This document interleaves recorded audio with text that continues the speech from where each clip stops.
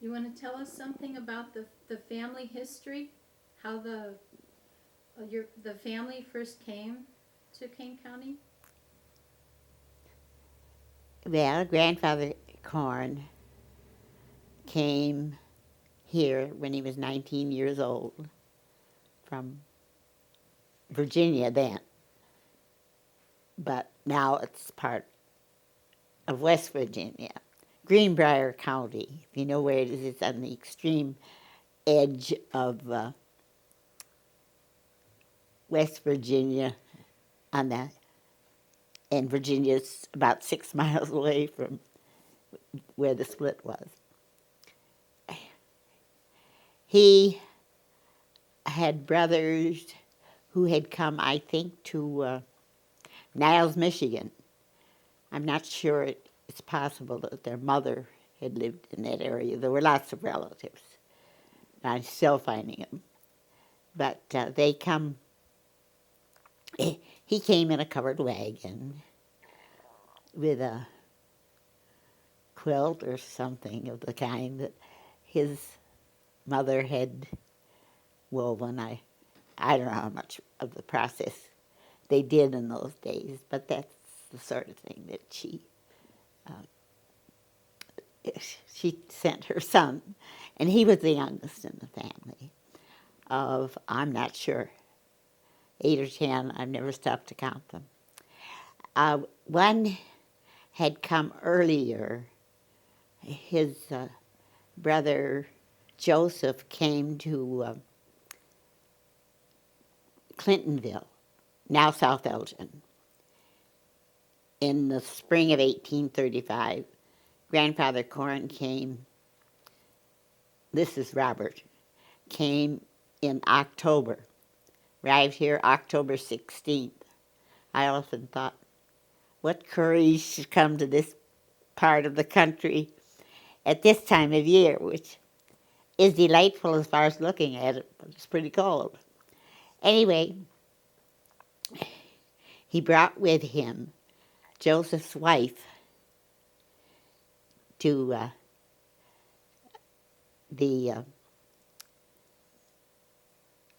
or not Joseph's wife, Joseph's fiance from Virginia.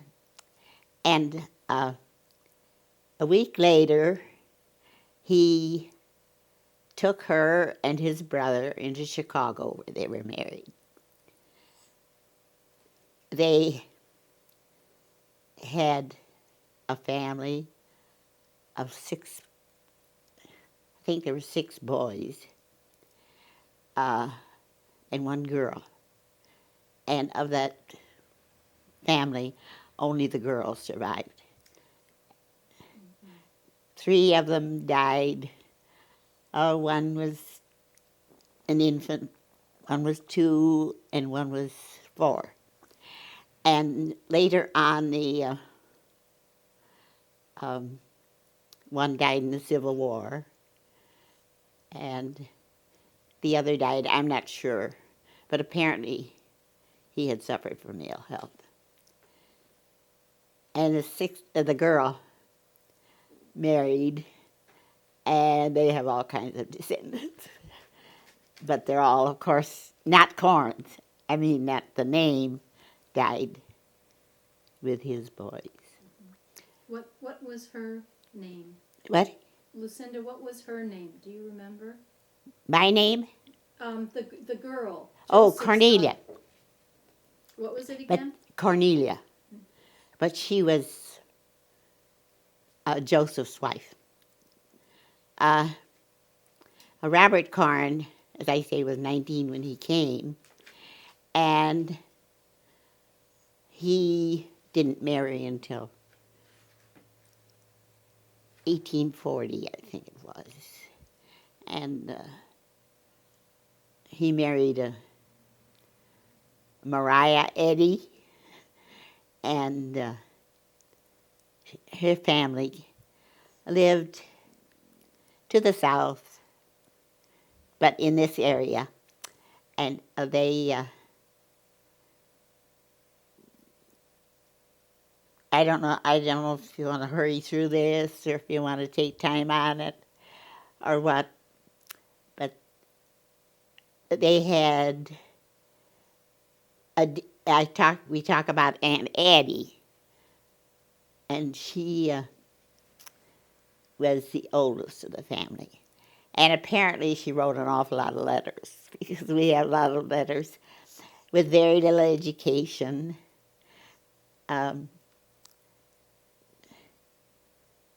Adelia was the second daughter.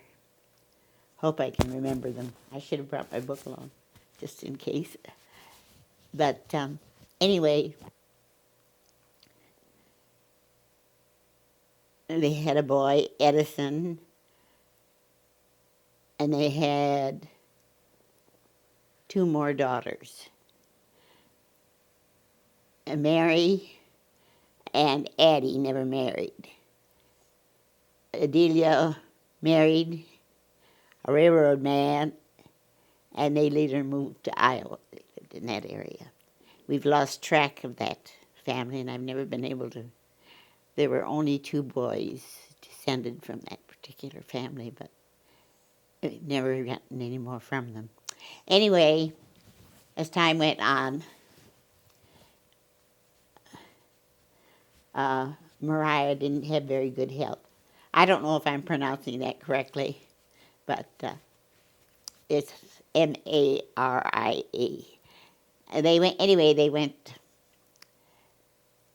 They had this family, and well, we have deeds to the farm that were dated in 1804 and 1845, 44 and 45.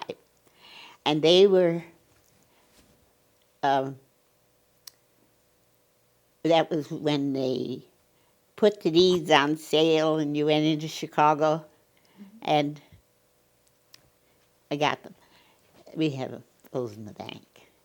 We have a copy of it here if you want to see it. And she had poor health, and some of her letters tell of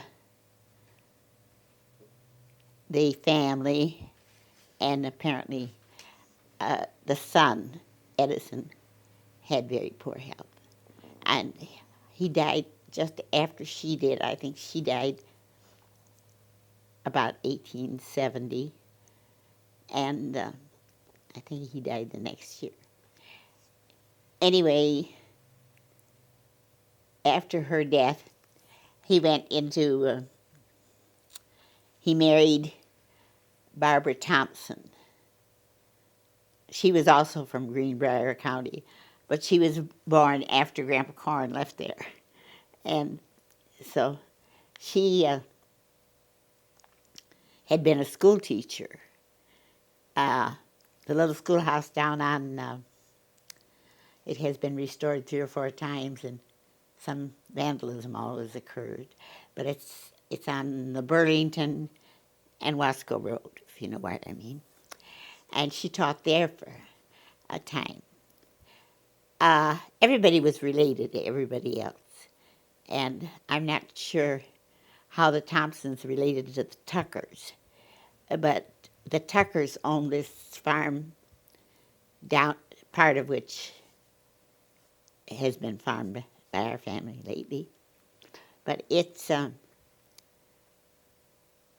they had, I'm not sure if they came, I don't think they came from Greenbrier County, but a lot of neighbors did. Came from the same particular area. Anyway, she went, she married Grandpa Corron, Grandfather Corron, and when he came home after having married her, some of the daughters said, "Well, Pa, why didn't you tell us you were going to get married?" Well, he said, "I didn't tell you the first time, so I don't see why I should bother you with it the second time." Well, from that marriage, the important one as far as we're concerned was Grandpa Corron. He was born in 1875. Just how far-reaching, I don't know if you want all this, but I have learned quite a bit just from various people. And this happened about a year ago. A friend of my brother's brought a lady that she met in the cemetery in Plato Center. And I was impressed because she had heard about her family from the internet. So that gave me a new insight into something that you could get information from. Anyway, she came here and she wanted to know if I knew anything about her particular family. Well, all I knew was that Grandma Corron, my mother-in-law, and she had to have gotten it from her mother-in-law previously, but she said when they had the barn raising for the big cow barn, that she carried Myron. They called it, his name was Robert, but Robert Myron. And Grandma always said, she had Myron in her arms when they had the barn raising in 1875, and that was the year Grandpa Corron was born. And my husband is the oldest of that particular family. Now, I don't know where you want to go from there, but there's a lot of things you can tell. Maybe I've sidetracked it quite a bit. But. No, you've been on the right track here.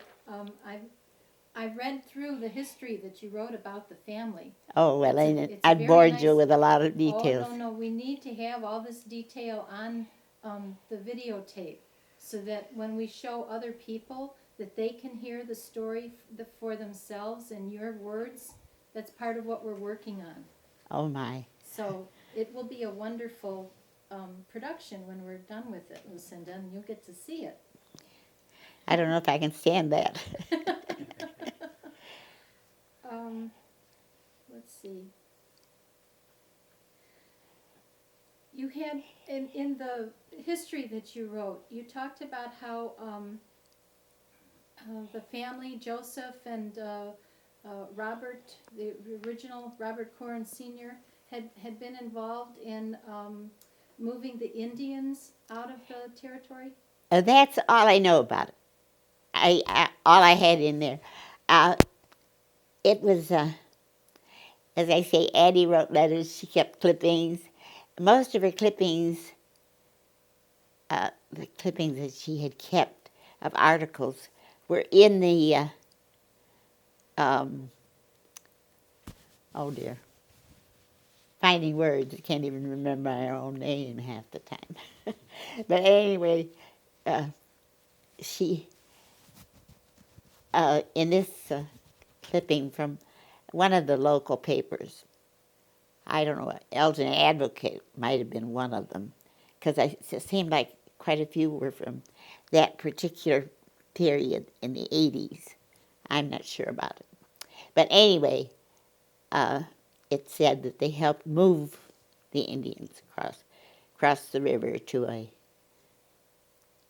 home somewhere in Iowa, and I'm not sure where. I think at that particular time, it was 1836 that took place. I didn't tell you, I guess this was something I found out later, so it might not have been in the original history. You know, it's amazing the things you pick up from time to time. And after all, I don't know if you noticed the date on it, but it was 1972 that I wrote the history.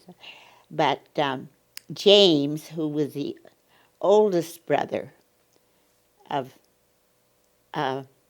Robert and Joseph, and he came here about a month after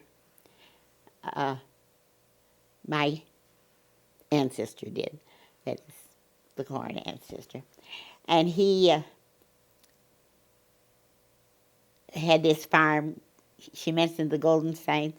It's rather interesting that this picture book had Margaret. She's the daughter of the golden signs who now own the farm. And her father used to laugh about it and say that Dave should be farming both both farms because the Corron name was on the original. But that was inherited. Here's again a case of the family name disappearing. Joseph Corron, or James Corron had James died, I think, in the 1840s. He didn't live to be as old as the others did, but he had 3 granddaughters. He had 1 son, and he also had, and I found this interesting, his daughter was named Lucinda. I had not seen two. Sorry, you can't cover the mic. Hein? Where your hand is, Lucinda? You're covering the microphone that's pinned to your Oh. sweatshirt. Oh. Right Well, there. that's probably good. Sorry. I can think of other things to do. But I thought it was kind of interesting that some fella came around and asked about Lucinda Corron. I thought I was the first one. I found out that, after all, Bob's great-grandmother was Lucinda. But everybody called her Lucy, so I didn't know that. She was out Lucy Pinell Wall Corron. Now, there's a lot of history about that I have recently discovered about the Wall children, but I probably mix you up if I'm still trying to stick to the Corrons. But you've been doing, it sounds like you've been really involved in genealogical studies, and you make a point of tracking these different branches of the family. Not necessarily. I don't care much for genealogy. Cindy, don't cover the microphone. I'm sorry. There's I just one thing leads to another, and it's a very I find it very interesting, and I met some wonderful people. We had this is very modern history, but my husband's brother was still living. He died shortly after that, but he was a lot younger than Bob. He was born in, I think he was in high school. Your husband's father. You're talking about Cal? Cal. And we had this family thing, and a relative we had met came from West Virginia, Charleston, and he was interesting. He has been back to see me 2 or 3 times. He's still living, and his mother was a sister of, his ancestor, I should say, because I don't know how many generations it goes back. But I find everything's going back more generations now than I like to think. But he is descended from the same branch. But now I've also recently had contact with descendants of the Walls. There were 2 children by that name. And Lucy's first husband was killed in they were building a log cabin, and the axe head flew off, and he was killed with that. So, and then he married a Corron. That is, she married a Corron, I should say. And interestingly enough, this really gets confusing, but her daughter married the younger brother of John G. Corron. John G. Corron was Bob's ancestor, and so that all kind of confuses you. In fact, it confused us so much that in 1972, I think it was, after we had written the history, I said to Bob, let's go down to Greenbrier County and see if we can find out anything. Well, we got a telephone book there and found Corrons. So naturally, we got in touch. And but I never found out. They didn't know how they were connected, and we didn't. But I have since found out that they were connected to the Corrons through this brother, and they had an Uncle Joseph in their family. They talked about Uncle Joseph's farm, and it's kind of confusing and interesting, but it's what keeps you looking, I guess. I don't know where I was in the history of the family. I guess I mentioned. Then on the other side, a sister came here. Rachel, let's see, married an Amy. I think his name was Jacob. And they had, like everybody else, fairly big family. I'm not sure of all their family because I've never done any real genealogy on them. But the two that were important to the Corron history, at least I found them so, were letters I found from Hiram, who worked for the Chicago Fire Department and wrote us a letter after the Chicago fire. And I don't know where I get that us stuff. I wasn't here, but I found that letter fascinating. I always remember finding it and reading it and thinking, oh, he started it with saying, well, you've all read and heard about the great fire we've had here, and I won't bore you with details. And I kept saying to Bob, I wish he'd bore us. But as he went on, then he talked more about the fire, too. Well, after all, it was his life. And his younger brother, Myron Corron, wrote the Civil War letters that we have. Mm-hmm. He was went through the South and went with, can't think of his name now. Sherman. Sherman's March to the Sea. And Myron was, I found a detail of this in a history that Myron Corron, this is Myron Amick, who had written these letters. And it seems like everybody who came here left something in the house that you could use. It helped. And this is a history of I think it's the 36th Regiment of the Civil War. And it tells about all the parts of the country they went through. And he was with the cavalry. Also, I can show it to you, maybe you'd like a picture of it, of the letter that we have that shows places that they had fought in. I think we have a letter from Rolla and we have one from Murfreesboro. I'm not sure where they all are. But anyway. Could we jump back to maybe the building of the house here? Could you talk about that a little bit? That was in 1850. We had a log cabin. I think it's down by the horse barn, where the horse barn used to stand.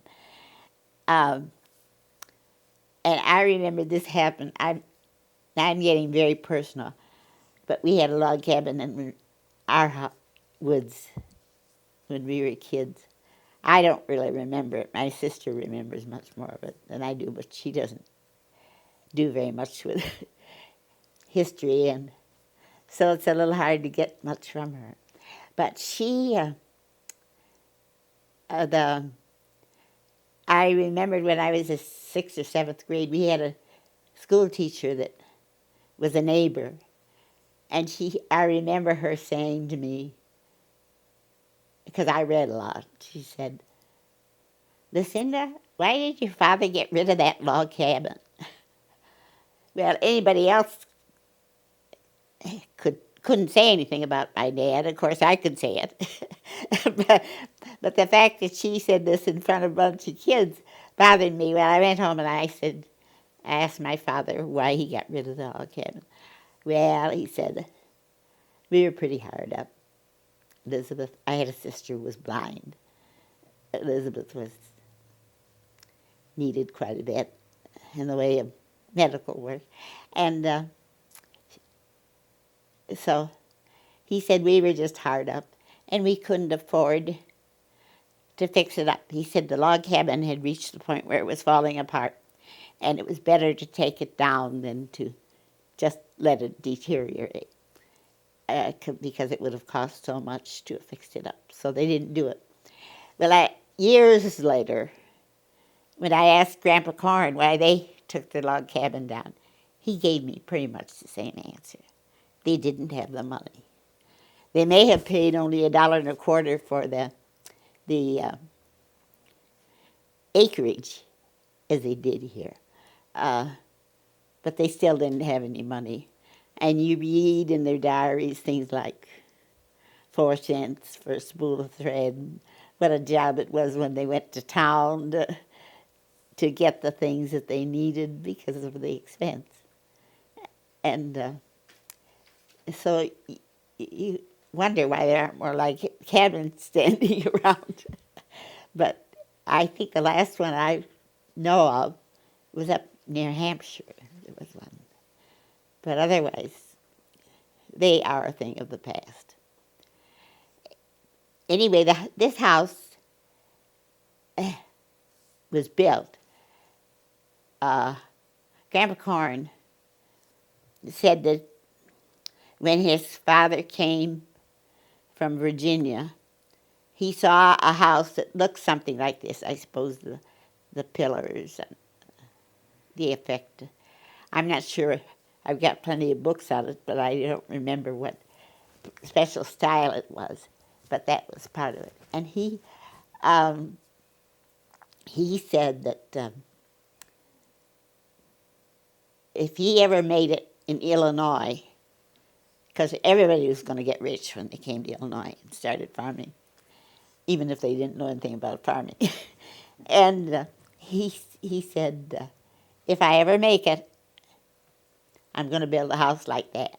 And this house is a pretty poor imitation of the Virginia homes, but he had remembered this house standing on the hill. And they spent 4 years in the building of it. The stone thresholds, you can see them there on the porch on the outside, and above the windows.